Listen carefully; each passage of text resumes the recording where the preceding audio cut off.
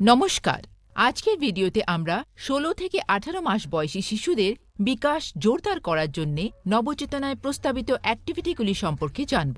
১৭ নম্বর home ভিজিটে যাওয়ার আগে দয়া করে এই ভিডিওটি অবশ্যই দেখবেন। হোম ভিজিটের সময় প্রথমে অভিভাবককে ১৬ থেকে ১৮ মাস অনুযায়ী শিশুর বিকাশের পরবর্তী ধাপ সম্পর্কে জানান। এরপর ভিডিওতে প্রস্তাবিত সহজ খেলাধুলো ভিত্তিক অ্যাক্টিভিটিগুলি শিশুর সাথে করে দেখান। অ্যাক্টিভিটিগুলো দেখানোর পর বাবা মা এবং পরিবারের অন্যান্য সদস্যদের প্রতিদিন শিশুর সাথে এই খেলাগুলি খেলতে উৎসাহিত করুন। ১৮ মাস বয়সের মধ্যে শিশুরা সাধারণত নিম্নলিখিত কাজগুলি করতে সক্ষম হয়। তারা দাঁড়িয়ে থাকতে পারে এবং বেশ কয়েকটি স্বাধীন পদক্ষেপ নিতে পারে। পরিচিত অঙ্গভঙ্গি ব্যবহার করে, যেমন হাত নাড়ানো এবং হাততালি দেওয়া।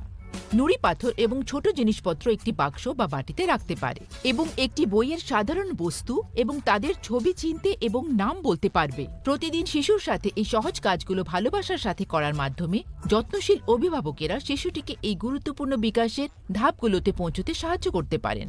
নবচেতনার মতে শিশুর জীবনের ১৬ মাসে যেসব অ্যাক্টিভিটিস করতে হবে তার মধ্যে রয়েছে আয়নার মধ্যে কে, নির্দেশাবলী অনুসরণ করা,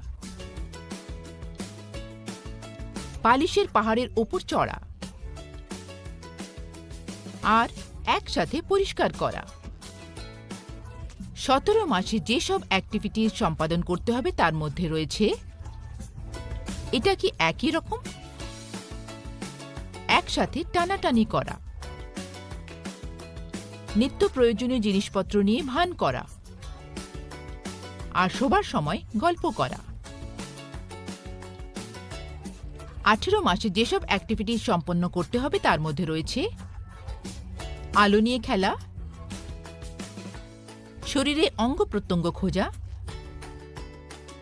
রঙিন পেন্সিল দিয়ে খেলা, আর আনন্দের গান। আসুন দেখি কিভাবে এই মা আয়নার মধ্যে ওটা কে অ্যাক্টিভিটির মাধ্যমে, খেলার মাধ্যমে তার সন্তানের চিন্তা ভাবনা এবং বোঝার ক্ষমতাকে শক্তিশালী করছেন। এটা রচিত। কে এটা বলো তো? এটা কে সোনা বাবা? এটা কে? নিয়মিতভাবে এই সহজ কাজগুলি করার মাধ্যমে যত্নশীল অভিভাবকেরা জীবনের প্রথম ৩ বছরে শিশুর বিকাশে শক্তিশালী সহায়তা প্রদান করতে পারেন।